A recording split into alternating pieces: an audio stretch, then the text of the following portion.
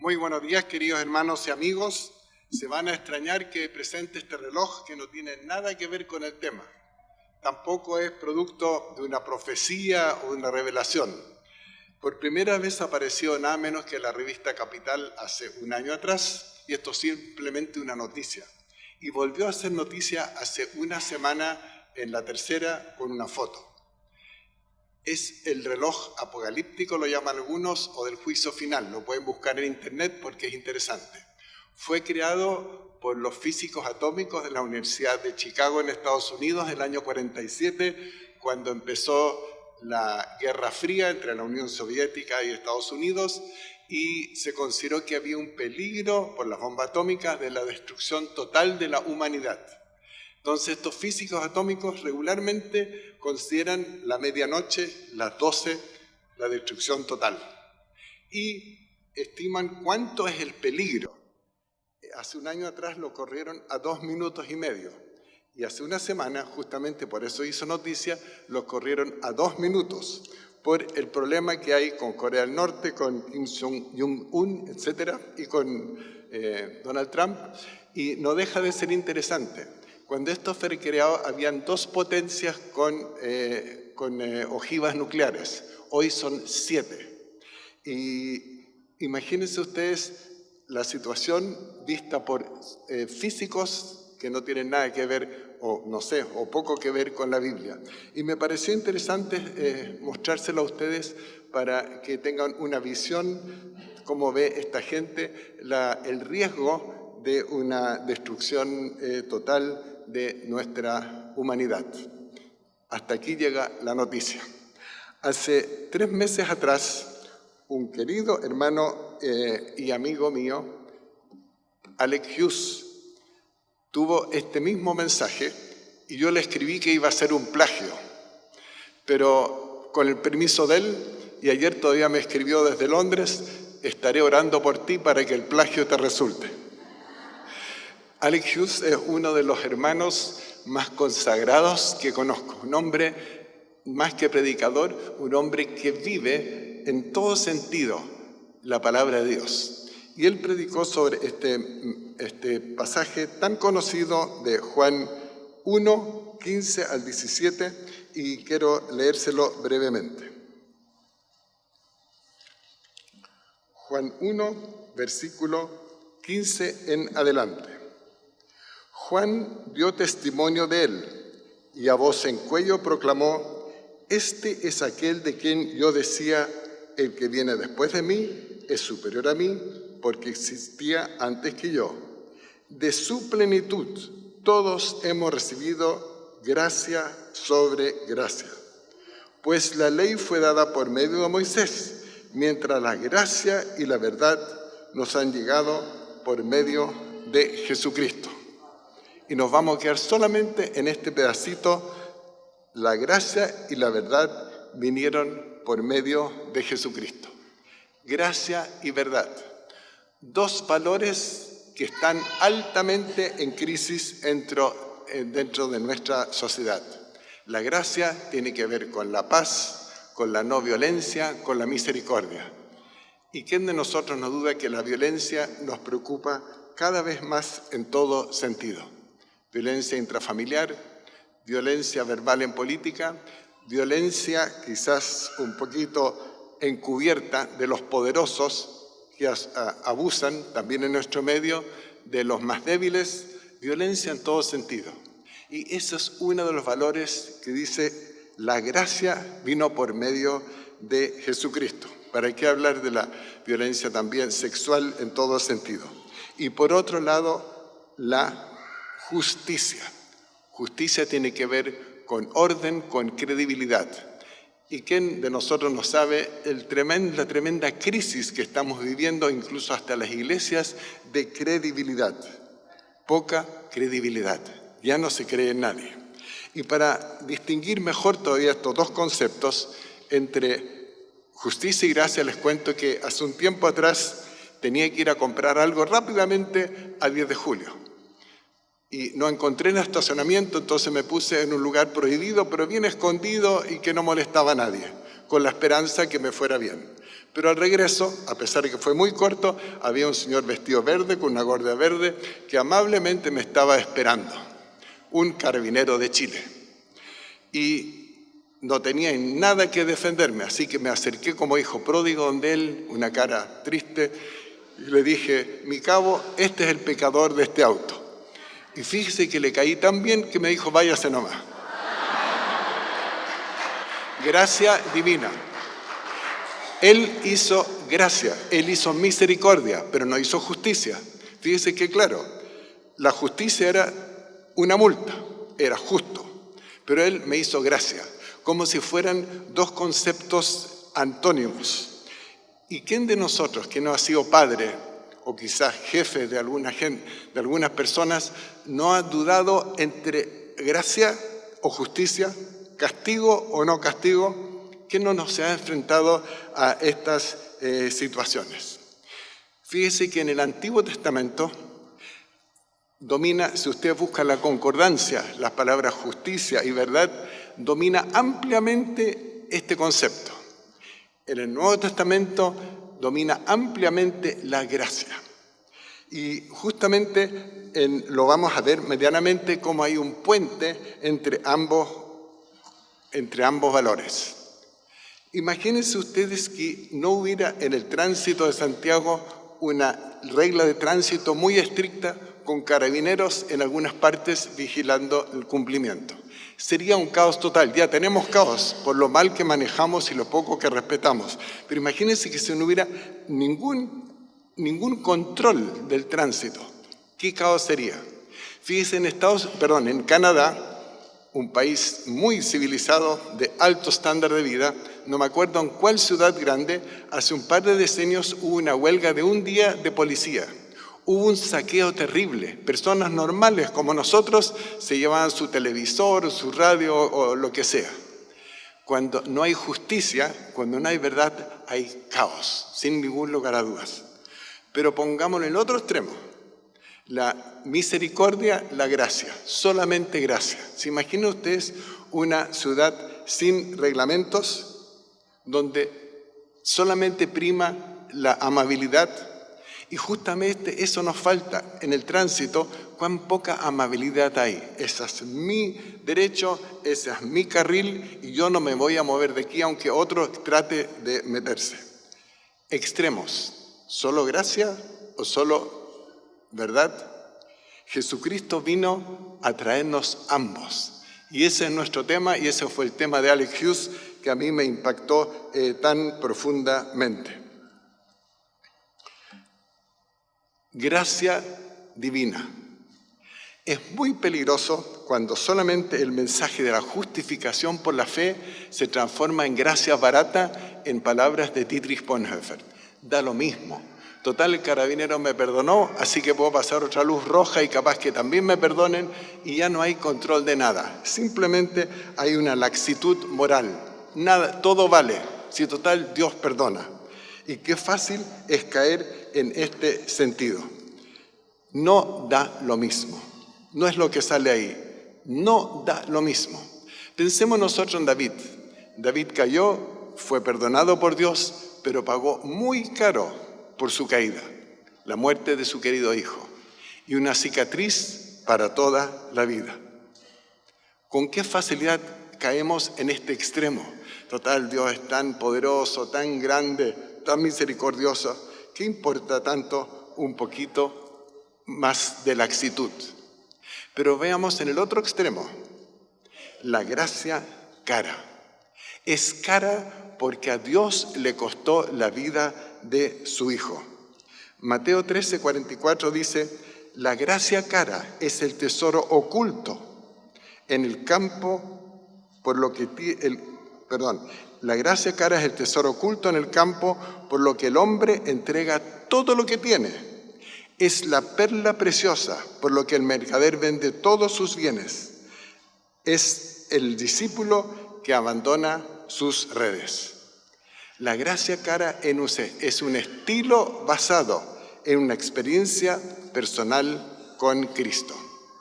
En el Requiem de Mozart hay una parte muy bonita que dice: una estrofa que dice: recuerda, misericordioso Jesús, que soy la causa de tu viaje. Él hizo este viaje a esta tierra por ti y por mí. Y eso nos lleva a la gracia cara, al deseo profundo de servirle por todo lo que Él hizo y hace en nuestras vidas. Solo gracia.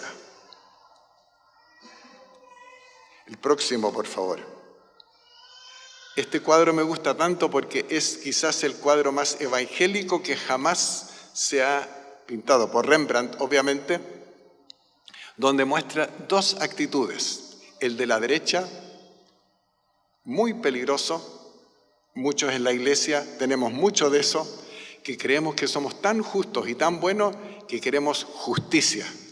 Y efectivamente este hijo mayor quiere justicia, le exige al papá: es injusto el perdón que tú le has dado al hijo malo. ¿Justicia o gracia? Y aquí se revela toda la gracia que tiene Dios con nosotros y lo que Él quiere que nosotros también tengamos en nuestras relaciones. Es un modelo de comportamiento del Padre Divino.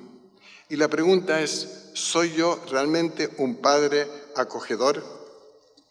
¿Cómo contesto yo cuando me agreden verbalmente? Se cuenta que Billy Graham, uno de los más grandes evangelistas que hemos tenido en el siglo pasado, el más grande, se le acusaba por los grupos liberales evangélicos de que él estaba atrasando el desarrollo de la iglesia en 50 años, porque era demasiado bíblico. Y Billy Graham contestó con la gracia que él tenía: estoy profundamente arrepentido, hermanos, que la haya atrasado 50 años. Yo quería atrasarla 2000 años, de regreso a los hechos. Gracia divina. Y se cuenta otro pastor también que iba caminando en el campo y vio a un hermanino, un viejito, orando de rodillas al lado del camino. Fue donde él, se paró un rato y después, cuando terminó de orar, le dijo: parece que usted tiene una muy buena relación con el Señor, que es al lado del camino, y empieza a orar por él. Y me dijo: sí, a mí el Señor, yo le caigo muy bien al Señor. Eso es gracia divina. ¿La conocemos realmente? Un extremo que caemos justamente cuando estamos muy consagrados al Señor, cuando tomamos muy en serio el seguimiento, es caer en el legalismo, donde hay solamente normas. Para el legalista lo más importante es cumplir normas, exige y condena. Y qué fácil es caer en este sentido. ¿Dónde estamos nosotros? ¿En el hijo mayor o en el hijo menor? ¿El hijo mayor que exige justicia, pero le falta la gracia? Todo lo que hacemos, podemos hacerlo con gracia o sin gracia. ¿Cuál es nuestra situación? Este gran escritor C.S. Lewis escribió que al fin del día, cuando él hacía un balance de lo que era su diario vivir, 9 de 10 pecados de él eran contra la gracia, contra la falta de amor, contra la falta de misericordia. Porque qué fácil es usar la Biblia como garrote. ¿Con qué facilidad caemos nosotros en el legalismo? Justamente los evangélicos que tomamos en serio la palabra del Señor. Es no tener amor. Pero no tengo amor, de nada sirve. Nos damos cuenta que el mayor sacrificio que hacemos, el más lindo testimonio, el más lindo consejo, nos sirve si no tiene amor. Lo dice claramente un capítulo entero dedicado a esto. Jesús, por medio de su sacrificio en la cruz, hizo humanamente lo imposible por conciliar. Solo Cristo. Solamente Cristo puede en nuestros corazones conciliar la verdad, la justicia y la misericordia, la gracia. Y quizás aquí entra el ejemplo que dio Alex Hughes en forma tan genial de Juan 8. Pero antes de eso, cuando Jesús se enfrentó a Natanael y Natanael en forma agresiva, racista, le dijo: ¿qué puede venir bien de Nazaret?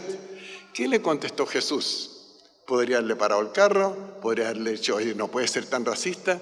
Él le dijo con gracia: mira, ahí viene un verdadero judío. ¿Qué pasó con Natanael? Jesús lo ganó para un discípulo, que fue un fiel discípulo de él durante toda la vida. ¿Se acuerdan ustedes de un Zaqueo? Un tipo corrupto, abusador, prepotente, todo lo que ustedes quieran. Jesús, contra todas las reglas de su tiempo, y especialmente las reglas de los fariseos, le dice: Zaqueo, voy a ir a tu casa. ¿Cuál es la reacción de Zaqueo? Jesús ni le predicó, no le dijo nada, pero su sola presencia logró un cambio total en Zaqueo. Y él dice: a todos los que yo he perjudicado, que deben haber sido muchos, les devolveré mucho más de lo que yo le he quitado. Pero vamos ahora a Juan 8, ese pasaje tan conocido de la adúltera, que ustedes todos lo conocen muy, muy bien. Se acercan los fariseos a Jesús con una adúltera. No era el problema de la adúltera lo que le interesaba qué iba a hacer Jesús. Si le dice: vas a permitir que nosotros la pidemos, una muerte muy terrible por lo demás, o la vas a liberar. Si hubiera dicho: hay que lapidarla, merece la muerte, el adulterio merece de todas maneras un pecado terrible, merece la muerte, le hubieran dicho: bueno, ¿y dónde está la gracia con que tú vienes? ¿Dónde está tu misericordia? Si no hubiera dicho: perdónenle, bueno, ¿dónde está la justicia? Y fíjese qué tremenda este pasaje, tan precioso. No sé si ustedes de repente son condenadores, yo de repente sí, soy muy legalista y condeno o critico.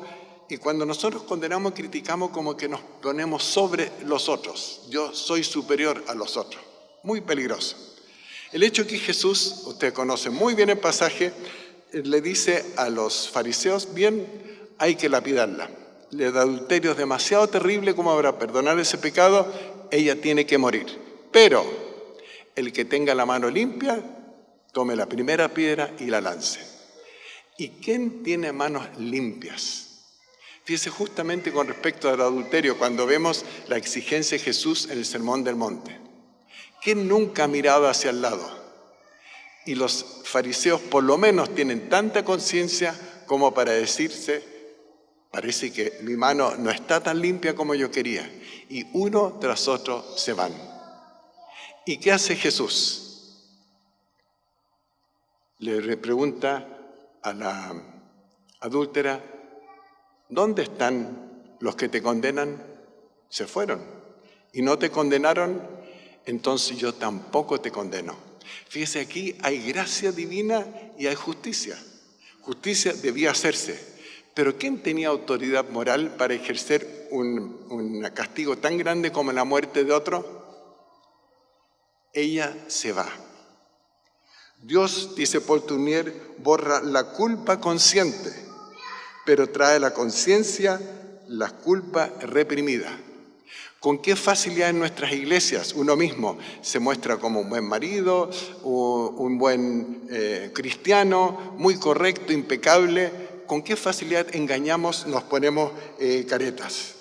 ¿Y qué facilidad tenemos de convencernos nosotros mismos que somos buenos? Para Dios no hay culpables y justos. Para Dios hay solamente un tipo: culpable perdonado, que reconoce sus pecados, y aquellos los tapan. Y aquí Jesús en esta parábola lo muestra claramente. Él está descubriendo el pecado de los fariseos oculto, los pensamientos sucios.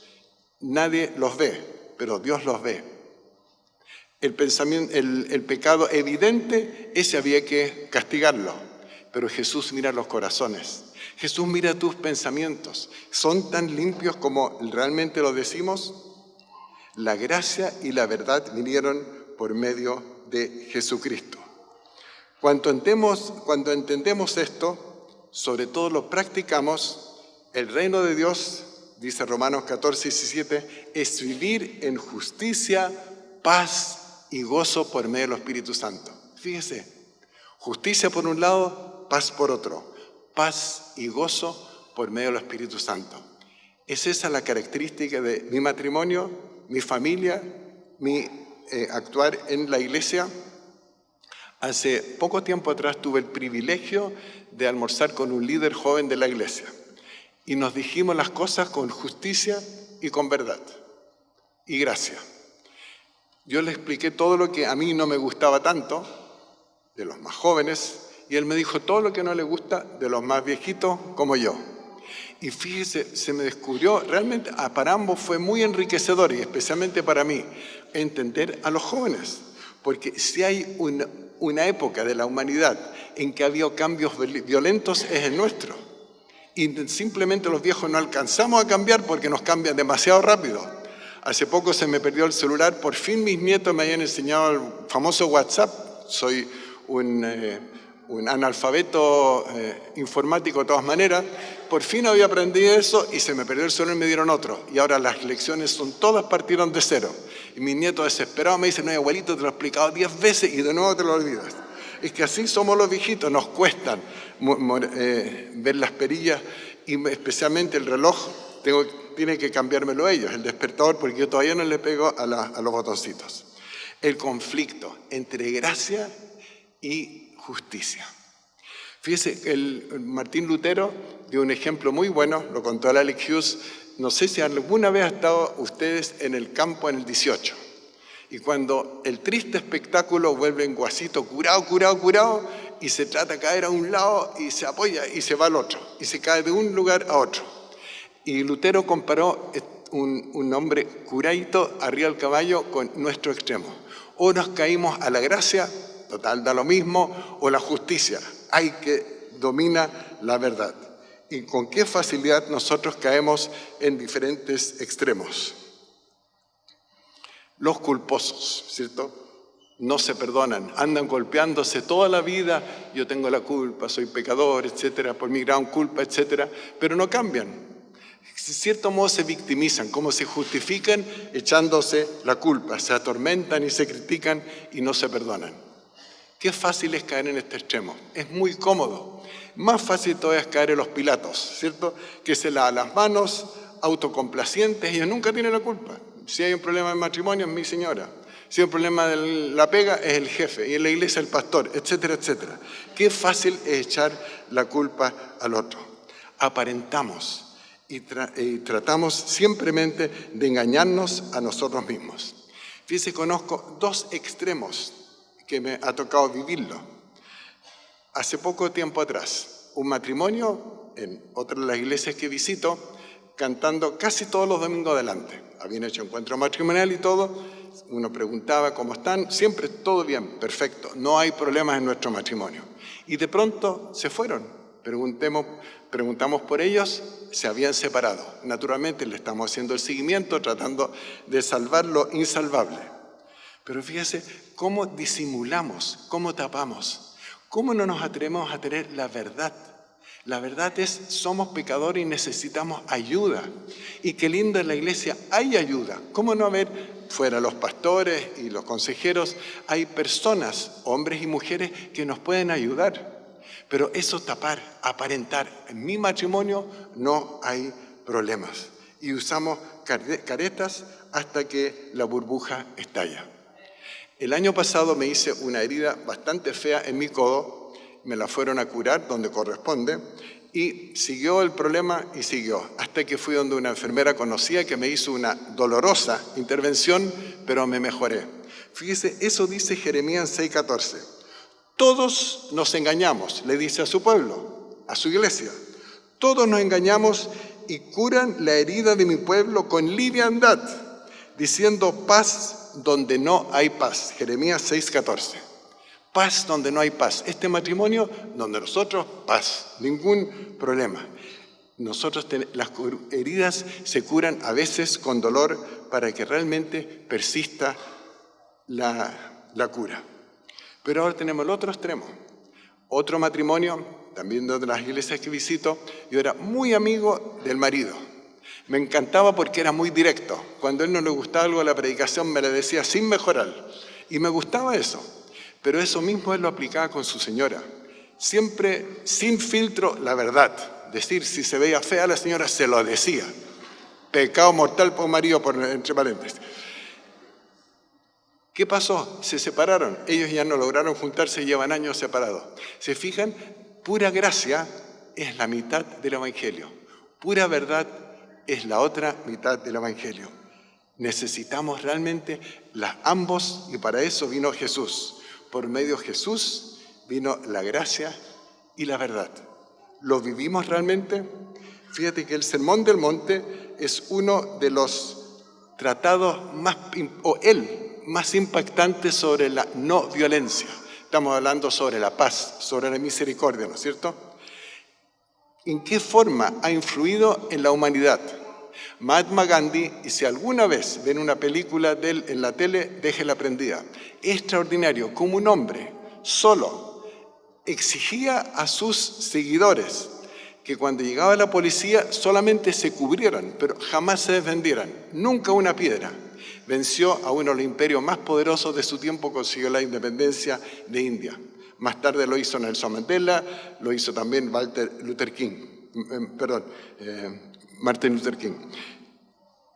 Sermón del Monte, no violencia. Y queridos hermanos, si algo entendemos de Jesús es no violencia absoluta, incluyendo la verbal, obviamente.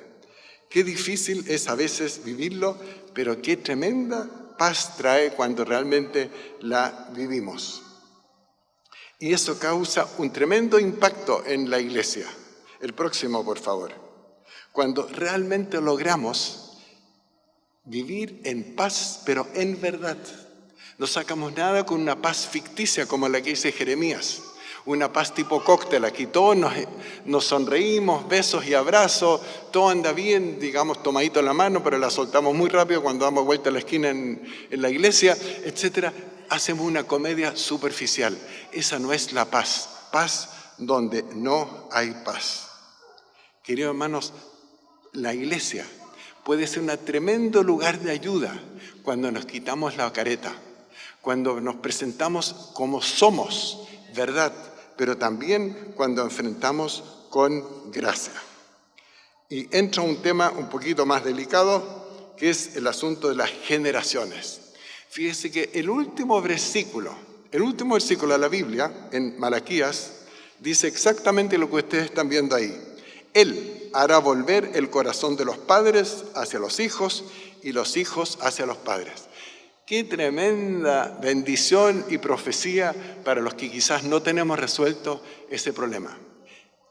¿Quién puede superar diferencias generacionales tan grandes como las que estamos viviendo hoy día? ¿Cómo entiendo yo a mis nietos, ya que salidos de la adolescencia, en la forma que piensan? Es imposible. Solamente el amor lo puede. Él hará volver. Cristo hará volver que padres e hijos se entiendan. Yo me acuerdo que mi mamá, no mucho antes de morir, empezaron los cajeros automáticos. Otra generación. Y nosotros le explicamos a la mamá que había que meter la cosa y salía la plata abajo. Pero ella nunca creyó que no había un fulano detrás dijo, no puede ser, eso no puede ser. Era tonta mi mamá, era otra generación. Lo mismo que me cuesta a mí con los perillas le costaba a ella. Eso no anda. Fíjense qué cambios. Quizás los jóvenes no están conscientes de los cambios. Cuando decía un antiguo senador, él estaba con la Underwood todavía y los otros lo consideraban anticuado en el Senado. Qué difícil es entenderse generaciones tan diferentes. Y eso también se refleja en la iglesia, ¿cierto? Y por esta conversación tan rica que yo tuve con este otro joven, en música, en la forma de vestirse, en tantas cosas que nosotros los viejos de repente nos molestan, y ellos nos molestarán como somos nosotros, los que es totalmente normal y válido. Pero ¿cómo enfrentamos con la verdad? Yo viejo tengo la razón de que tiene que ser así, o el joven también la tiene, o tenemos esa capacidad que dice Malaquías. En este último pasaje del Antiguo Testamento. Fíjese qué indicador para el Nuevo Testamento. Ya está mostrando a Jesús ya, que Él hace volver el corazón de los padres a los hijos y los hijos a los padres. ¿Tenemos capacidad de admitir mutuamente los cambios? ¿Cómo no agradecer en nuestra iglesia por todos los jóvenes lo que están haciendo? Lo encuentro un tremendo enriquecimiento. Los pequeños ministerios que hay, que algunos que ni conozco, ¿cierto? Los aportes, los músicos que se preparan durante horas para entregarnos lo mejor de ellos. ¿Cómo no agradecerlo a los jóvenes? Sin ellos, nuestra iglesia estaría sumamente empobrecida. Pero estamos también los viejos. ¿Y por qué no agradecer por ellos? Mire que me puse egoísta. Por ejemplo, una hermana Liliana Gatica, que con extraordinaria gracia y tesón sigue con los años dorados. El mismo Sadi, que por lo menos a mí me interpreta en la música, ¿cierto? se atreve incluso de cantar exóticamente un himno de vez en cuando para Semana Santa y para Navidad, ¿cierto? O algún corito viejo. Bueno, ¿cómo no entendernos? Oye, eso es lo que el Señor nos hace, el Espíritu Santo hace, el Espíritu de gracia, dice misericordia, el amor, que nos entendamos unos a otros. Solo el amor trasciende épocas y tiempos. ¿Lo tenemos claro eso? Él lo hace. Nosotros no somos capaces. ¿Cómo entendernos a 50 años de diferencia, 60 años de diferencia? No podemos, pero el amor sí que lo puede hacer. ¿Con qué facilidad nosotros excluimos? Ese joven no, ese viejo tampoco. La iglesia es altamente inclusiva. En la iglesia no sobra nadie. 1 Corintios 12, nadie puede decir a ti no te necesito. Ni entre jóvenes, ni entre sexos, ni entre diferentes países. Todos son bienvenidos. En el cuerpo de Cristo nadie tiene derecho a decir no te necesito. Los necesitamos a todos, jóvenes y viejos. ¿Y lo tenemos presente realmente? El próximo, por favor. Amar es tanto hacer algo por el otro, sino revelarle su valor y belleza. Fíjense qué tremendo. Y eso vale principalmente por el matrimonio. Cuando en Efesios 5 dice que yo soy sacerdote en mi hogar y tengo que velar por el desarrollo espiritual e integral de mi esposa. Esa es mi tarea como marido. Pero eso vale mucho más amplio. Vale para la iglesia, vale para mi lugar de trabajo. Fíjense que lo encuentro tan bueno. Hacer no es tanto hacer algo por el otro, hacer algo, sino como mostrarle, mira cuánto vales, mira que eres persona bella, mira que eres útil, mira todos los valores que tú tienes. Esa es nuestra tarea mutua, aquí y en todas partes. ¿Tenemos realmente claro ese mensaje? Gracia significa otra oportunidad, significa cambiar, significa que yo haga un balance fríamente calculado, ¿cómo estoy yo al respecto de eso? ¿Predomina la gracia o la verdad? Pura gracia es una comedia que hacemos. Pura verdad es un infierno, acusándonos constantemente y criticándonos. Qué lindo es cuando se produce el diálogo entre la gracia y la verdad. ¿Cuántas veces yo le he fallado a mi señora, a mis hijos, a mis compañeros de trabajo, diciendo cosas sin gracia? ¿Tenemos la capacidad realmente de decirlo con gracia? No la tenemos, pero Cristo en nuestros corazones la quiere dar. Pero si para eso vino a este mundo, para que tú y yo vivamos la gracia y la verdad intensamente en todos los frentes. Y cuando nos caemos, y nos caemos muy a menudo, yo por mi parte, tenemos un camino, el del arrepentimiento, el de la confesión, el de pedir perdón. Es realmente una realidad en ti y en mí. En Lucas 1 aparece tan bonito, nuestro Dios nos trae de lo alto. Es el canto o la profecía de Zacarías, el sol de un nuevo día. Ese nuevo día, cuando la gracia y la verdad empieza a regir en nuestras relaciones, para dar luz a los que viven en oscuridad. Quizá vivimos la oscuridad de la pura verdad o de la pura gracia. Y el Señor vino a este mundo para eso, para ti y para mí, para que tenga una vida llena de gracia y llena de verdad. Tengamos un momento de silencio.